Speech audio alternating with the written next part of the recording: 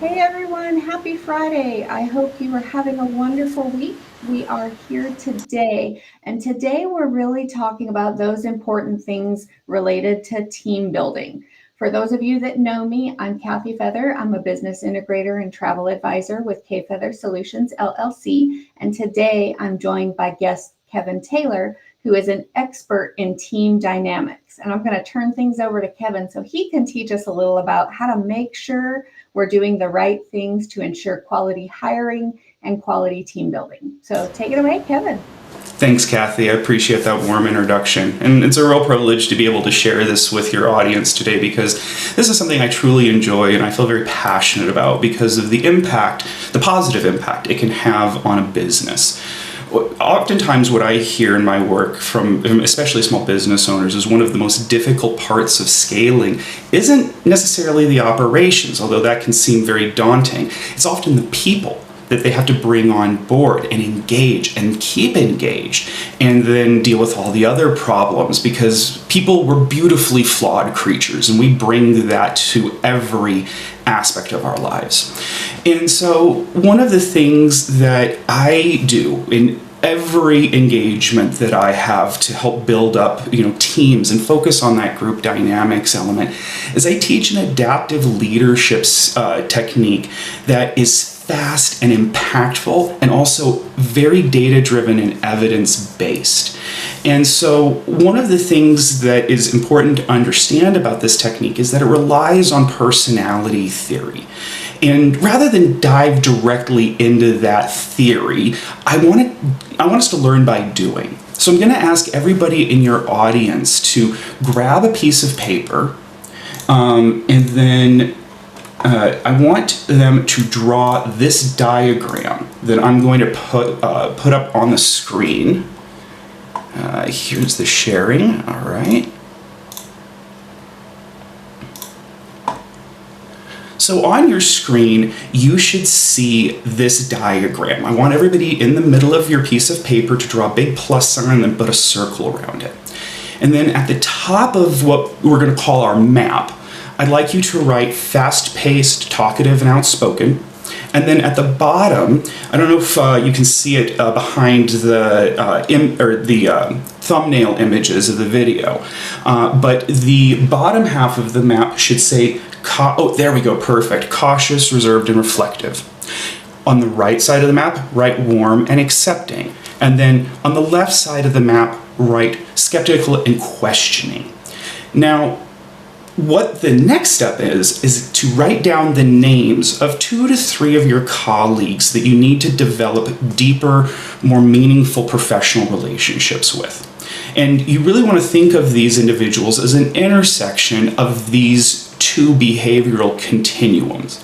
So, for example, if you have a colleague that is fast-paced, outspoken, very skeptical and questioning of the world around them, put them in the upper left quadrant of the map. Now, conversely, if you have a colleague that's very warm and accepting, but cautious and reserved and more reflective, put them in the lower right side of the map. I think you guys see the pattern that's evolving here. Now, what is this that we're talking about here? Well, this is the basic map for the DISC theory of personality. Now, DISC has been around for about a century. A Harvard-educated psychologist named William Moulton Marston theorized through observing just people around him that a person's personality could be accurately predicted and guesstimated by looking at where they fall on these 2 behavioral continuum. And in the century since then, this theory has been researched out the wazoo, both by academics as well as industry leaders in the HR field that produce personality assessments and soft skills training. I'm certified in one of these programs. It's called Everything DISC. And what we find, and by the way, this has been data mined and researched to the point where it's no longer really a theory, but an accurate kind of technology, if you will, a soft technology that we can apply every day in our day-to-day interactions with each other. So to give you some additional context here, the different quadrants represent the 4 letters of DISC, D-I-S-C. That's where we get the name of the theory. Now, your upper right hand, starting there, the dominant personality, that's what the D stands for. The influence is the I, steadiness for S, and conscientious for C. Now, there's more nuance to this, right? This might feel a little simplistic. There's a great deal of detail and nuance that we're gonna kind of skip over right now, because this is actually still a very powerful adaptive leadership skill that's very quick and easy to learn, easy to practice, and easy to really kind of grow into. The more complicated, sophisticated stuff is something that you can always pick up later. But a little bit of practice with evaluating where your colleagues fall on this map will yield some tremendous results. So each personality style, the D, I, S, and C's, there's a bit of an archetype that goes with them, a bit of predictability that goes with it. And those archetypes are best, I'm going in the wrong direction here. Those are best explained, at least in my experience, using a mountaineering team as an analogy. So imagine that you've got a project team and you guys are trying to scale a mountain. Your dominant style personalities are going to be your fearless leaders that are charting the way and keeping everybody really focused on reaching that summit, achieving the goal. Your influencer personalities are going to be the cheerleaders and the folks that are identifying new paths up the mountain long before other people recognize that. Your steadfast or steadiness personalities are going to be the ones that manage the base camp and make sure that everybody has what they need to succeed. And then your conscientious personalities are the folks that are... Hey, Kevin, your sound just cut out.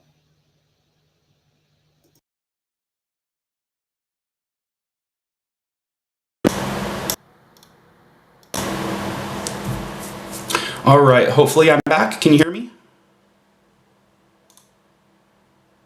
We can. All right, am I back? You're back. Awesome.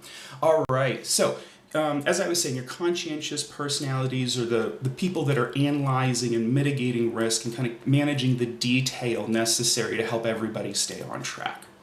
So the thing that's very interesting about DISC, and that's come out of the research done over the last century, is that your DISC personality style actually predicts a broad range of things. Communication style, work habits and preferences, collaboration approaches, psychological safety needs, ideal incentives and motivators, optimal professional development paths, stress reactions and stress triggers, subconscious sources of anxieties, ego defense mechanisms, emotional intelligence growth areas, management style, leadership style, and even responses to conflict within a relationship. I know this sounds really fantastic and like I might be overselling this, but there's a whole mountain of data collected over the last 50 years or so that helps us really look at this in a more data-driven way, but also helps us look at this in a more humanistic way, right? It helps us understand that true meaning of we are beautifully flawed creatures. And so what I want to share with everybody are some very specific and tactical ways of applying this when you have just hired a new member of your team.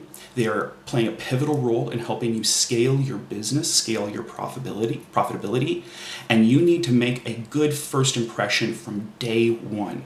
Research shows that if a person is going to turn over in a position, a lot of times it can happen within the first 90 days because they have a negative experience with the workplace culture, or they have a boss that ends up just rubbing them the wrong way, and they can tell that that relationship is going to become very toxic very quickly. And what I found in my work is that when relationships grow toxic like that, it's oftentimes a result of two personalities clashing and really misunderstanding the unique psychology behind that personality, making assumptions, falling prey to unconscious bias. There's a whole range of ways that that new relationship can go sideways. So what I want to do is give everybody some very tactical advice for engaging these different personality styles based on your read of their personality using the people reading technique that we just learned. So, for example, if you have a colleague that is fast paced, outspoken, skeptical, and questioning, they most likely have a D style personality. So, you can connect with these folks best by keeping your communication direct and focused on results. You want to supervise them by delegating tasks with clear outcomes and guidelines. You got to put some guardrails in place, but then step back and give them the autonomy that they're going to thrive with, and just let them get it done and bring you the results. Now, you can motivate these folks by clearly setting challenging goals and recognizing their achievements. It's one thing to set a goal, but with this particular personality, you really have to push the envelope a little bit, get them to stretch. And then when they succeed, and believe me, they are very driven for success, you want to hold up that achievement and point at that person very publicly and say, thank you, this is fantastic. Now, one of the ways that a D-style personality can often be misunderstood is they can come across as a little abrasive, a little hard-charging, and that can be very off-putting for other personality styles for a variety of reasons that are unique to each of the other styles.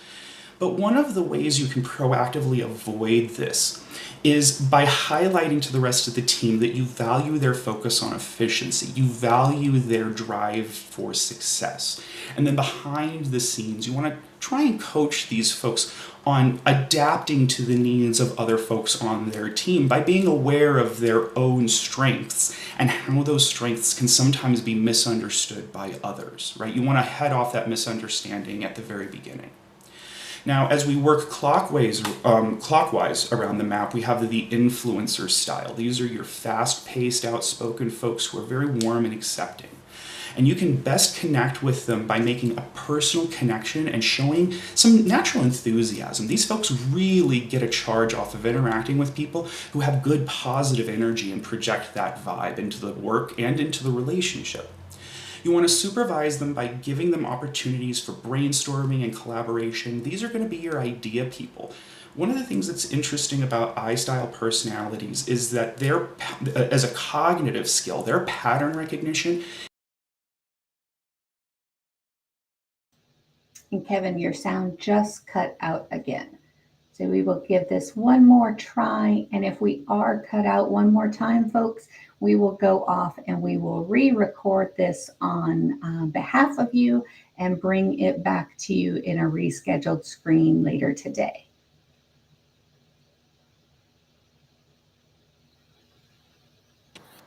Am I back yet? You're back. Am I back? Okay, and can you hear me okay? Yeah, you're good. Awesome. So as I was saying, your I-style personalities are very, very in tune with the patterns around them, far more than other styles are likely to be. So they're going to bring in these ideas forward to the team with a lot of excitement and a lot of enthusiasm. But one of the ways in which an I-style personality can be misunderstood is that they can sometimes come across as focused, unfocused, and a little scattered and disorganized. Part of that comes from that pattern recognition. They're constantly seeing these new opportunities and they get an emotional charge off of that. So they're constantly chasing down these ideas. And that can be a little exhausting for certain team members, right? Just like the D style has areas where they're misunderstood, same with the I styles. And so one of the ways you can proactively avoid this is by acknowledging their excitement for these different multiple ideas, helping them prioritize, and then defining clear roles on the rest of the team that allow you to vet their ideas from multiple angles and identify the ones that are going to be the most profitable, the most easy to implement, whatever your business goals are.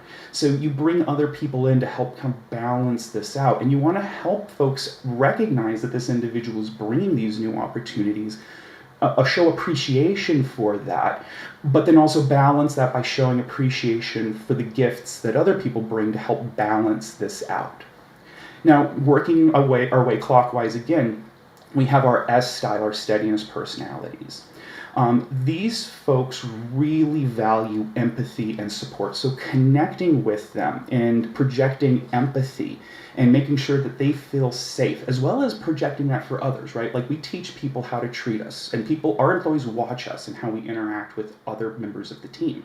So you want to project that warmth and support to other people as well. This is where we talk about adaptive leadership, because for some people that projection might not come naturally. It might take a lot of energy, but it's worth the energy because of the impact that it has. So one of the ways that you can supervise these folks is by providing them with very clear instructions and support. These folks may need a little bit more hand-holding initially to get started, in part because one of the things that goes along with this personality is a really pernicious sense of imposter syndrome. Even if they're top of their field, they can have this nagging voice that says, you actually don't know what you're talking about. Other people are smarter than you. Who are you to question them? And that can cause all sorts of other interesting stress reactions in the workplace. So paying a little extra attention to them, making sure they feel comfortable, making sure they have the resources, that goes a long way. Now, one of the things that S styles are often misunderstood around is that they can come across as being very passive because they hate rocking the boat. They hate being the person that might bring disharmony into any business relationship or even personal relationships.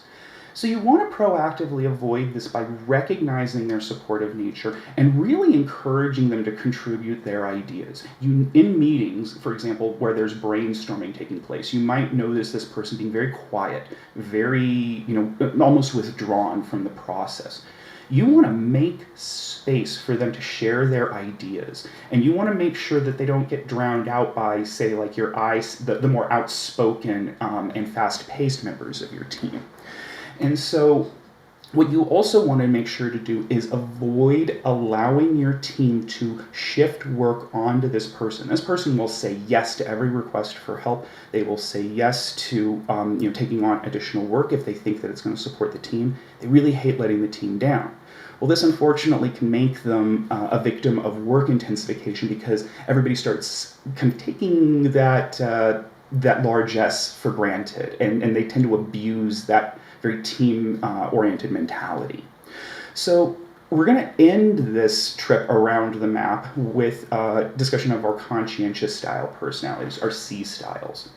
Now, these folks are very professional, very buttoned down, very detail-oriented. So you want to supervise them with clear guidelines, but also give them ample time to really think through the challenges. A good example would be somebody with a C-style personality being a project manager. They will analyze the heck out of the project, they will have a great project plan, and they will be able to manage and pivot. But you need to give them a little bit of time to get their ducks in a row and to get their plan organized so that when they do have to pivot, they have a solid foundation from which to pivot, which it's analogous to what you learn in martial arts when you're trying to develop a strong foundation for fast and fancy footwork.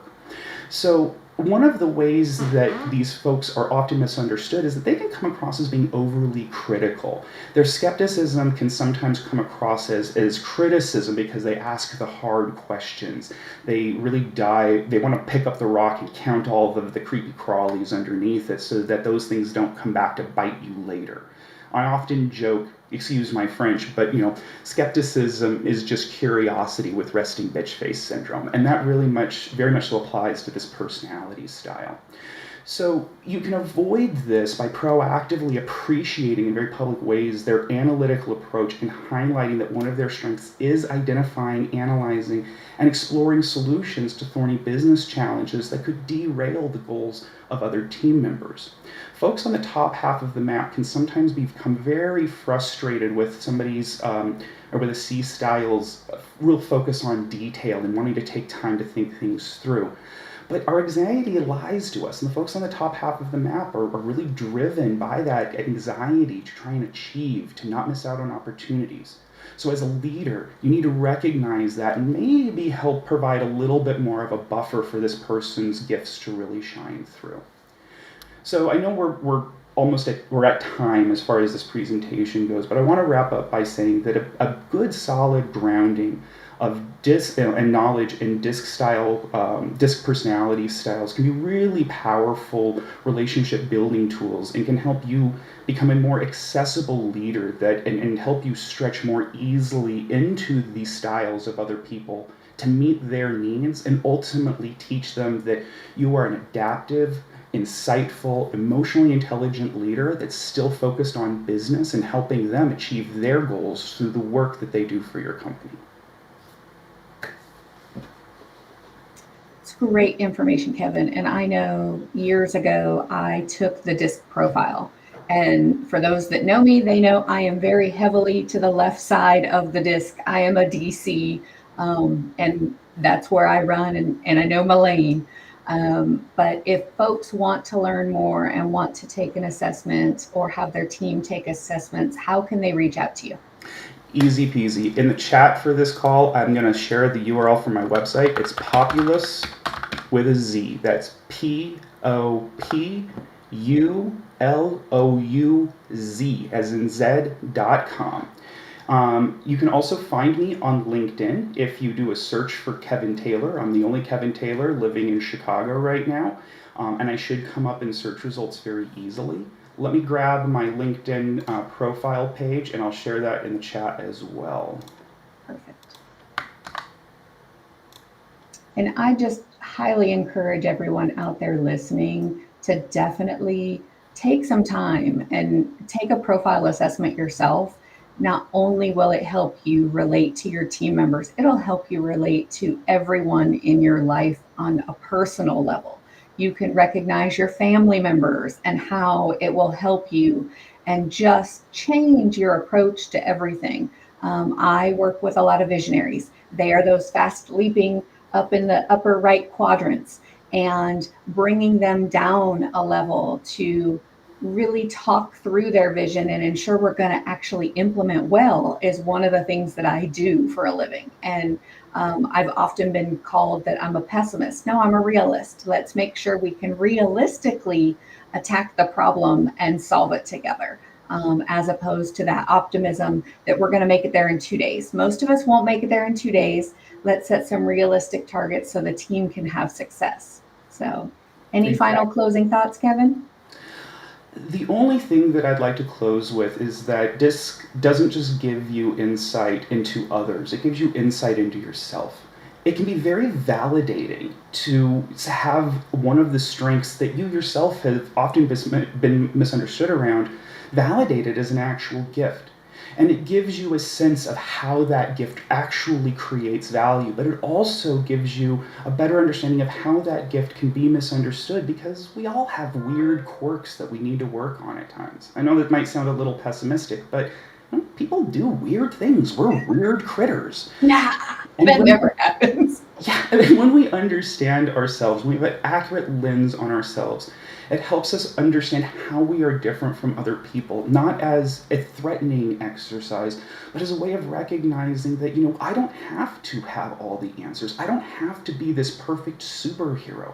It's okay for me to be a person with limits because I have other people working with me that are going to help balance out those limits. And ultimately, together, we're going to achieve those goals, which to me is one of the most satisfying parts of this work, is helping spark that aha moment for a team where they recognize that they're not alone.